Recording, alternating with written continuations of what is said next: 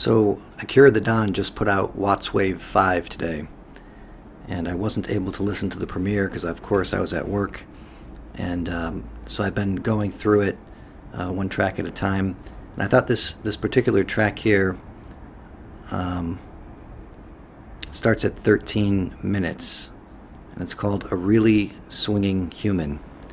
It was kind of interesting and very dark in some ways. And I think it goes along with Jordan Peterson's idea of burning the dead wood, and it goes along with an idea I'm developing in my True Lies video series, The Sickness of the Modern Mind. So I'm going to play the track, and I will be interrupting it to comment.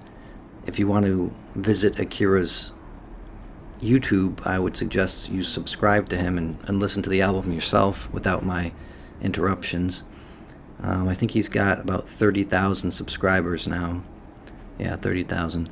I subscribed to him back when he was around 1,500 or 2,000, and I think he's really a large part of the Jordan Peterson movement, and yet he still, compared to Jordan Peterson, has very few subscribers. I think he plays an important role in distributing information musically to people who can't spend hours listening to lecture videos or commentary videos.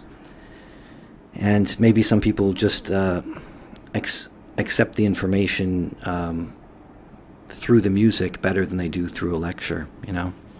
So I think he's really important, and he really deserves a lot more subscribers. And I'll be posting his Patreon link and PayPal in the description below as well. Since I am making a whole video, I'm basically using his content, so I want to be fair about this. So I'll start playing here at 13 minutes. Now, what I would call a really swinging human being is a person who lives on two levels at once. He's able to live on the level of being his ordinary ego, his everyday personality, and play his role in life and observe all the rules and so on that go with that.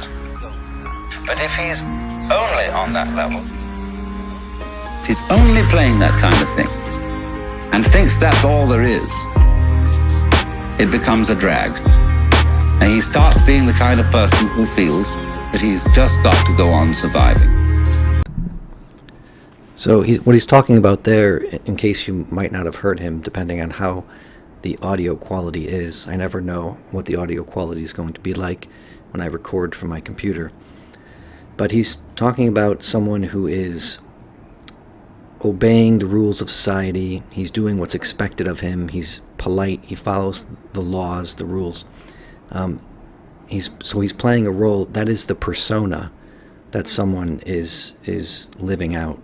That is the mask that Jung talks about, and that is really a shallow level of living, and that's a shallow self.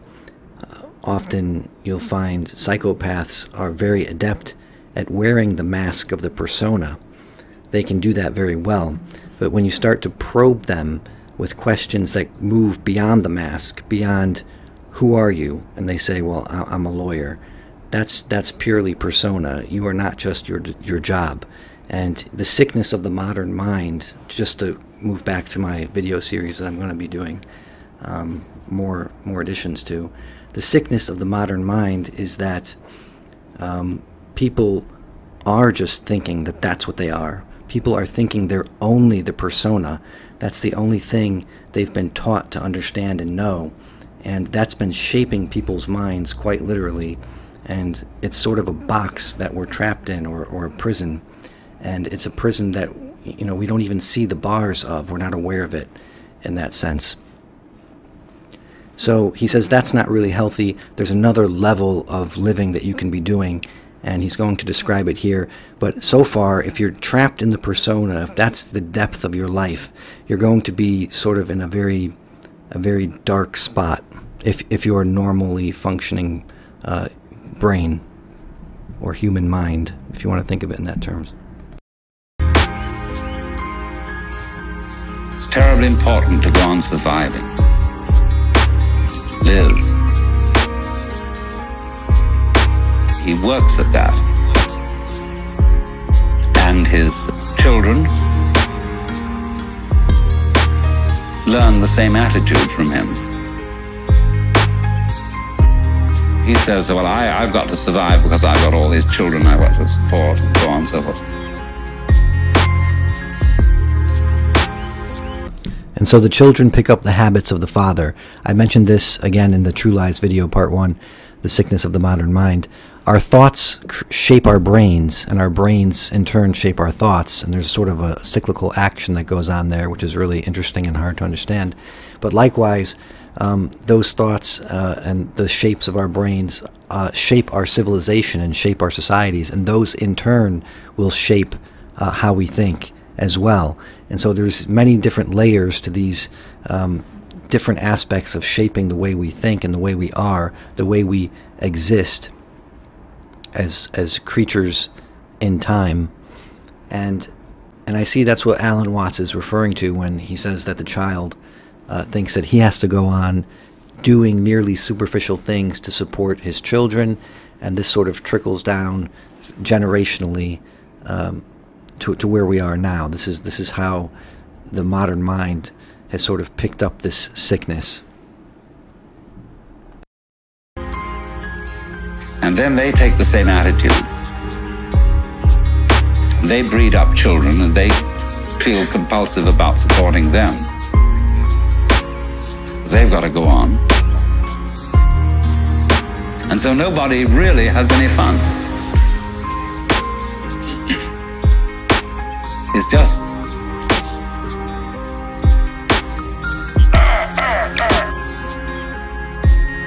we've got to make this thing, see?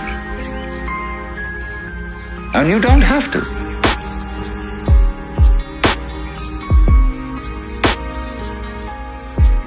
See, whenever I get somebody who comes to me and says, I really can't go on, I have to commit suicide,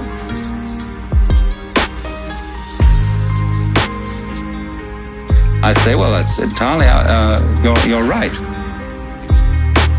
There's really no reason why you should go on, and if you want to commit suicide, do it. You can check out.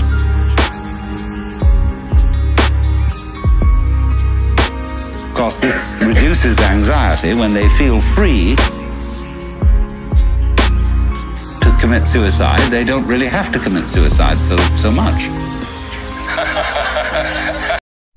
And the way I see this is a lot of the negative emotions in terms of being angry and wanting to kill yourself is really the left hemisphere. It's what William Blake called the Eurozenic self, the god of your reason, that is strictly about laws and morality as a set of laws that you have to live by.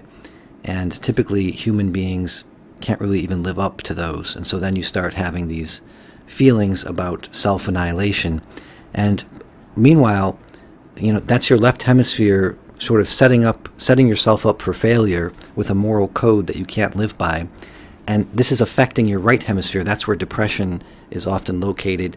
That's the sadness feelings that you get. They're generated from that. That, if you want to go into a sort of another analogy, that's your animal side, your instinctual self. That's your body. That's the part of the brain that associates most closely with your body.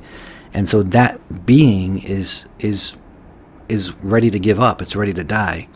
And meanwhile, the left hemisphere is the sort of ego center, the disembodied, disassociated self that thinks it's superior to the body, is murdering. It wants to murder itself, and in turn, the right hemisphere and in your body. And so there's this really self-destructive cycle that takes place starting with the left hemisphere that affects the right hemisphere, that will in turn affect your whole body in the depression and in suicide, a suicidal state of mind. And it goes, again, these are things that I'm going to be exploring in True Lies, The Sickness of the Modern Mind. And I think Alan Watts is describing it very well, because he says what he does to remedy, or to, in some cases, help these individuals, is to just give them a peace, saying that there is no strict set of rules that you have to go on living or you have to kill yourself. You're free to do whatever you want. There isn't a moral code that you are failing and that you're going to have to be punished for failing. And so this freedom, which is associated more with the right hemisphere, starts to alleviate the guilt that the left hemisphere is building up, that the God of the left hemisphere, your reason, is building up in the person, and they can then perhaps choose not to kill themselves because it doesn't seem like they're fated to do that. It's something that they have to do or something they feel guilty about doing. And in a weird way, it's kind of dark to think about, but in this release, giving the person the permission to do it, he finds that they don't. And I think it's something interesting to think about. It's sort of not something that naturally comes to your mind. And I think I'll just let the song play out here. You can commit partial suicide.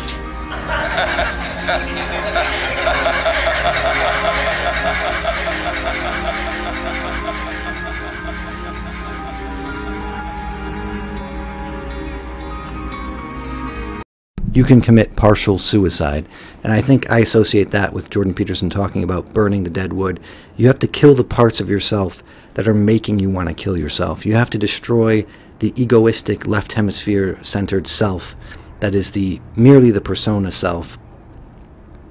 And you have to reintegrate yourself back to how we were perhaps thousands of years ago. Again, I'm getting into this in the True Lies series. All the more detailed information is in there. And actually, the way Jordan says it, burning the dead wood, the way I just said it, killing this part of yourself that's wanting you to kill yourself, that's actually probably an incorrect way of saying it. The better word that I then jumped to was reintegration. You have to reincorporate and reintegrate that God of the left hemisphere. He is important for your functioning. It is, having a persona is important to your life, and it's about making sure that you go beyond that you reconnect to your embodied self, the right hemisphere self, where the true the senses of love and forgiveness and community are located, and not the sense of individuality and loneliness and strict moral codedness of the left hemisphere. And so with a proper balance, and this is the thing I think Ian McGilchrist is getting at, it's not ignoring the left hemisphere or cutting it out or saying that it's bad. It's more about reintegrating it, bringing it into the fold, giving it its proper place and proper function in someone's being, in their disposition towards the world.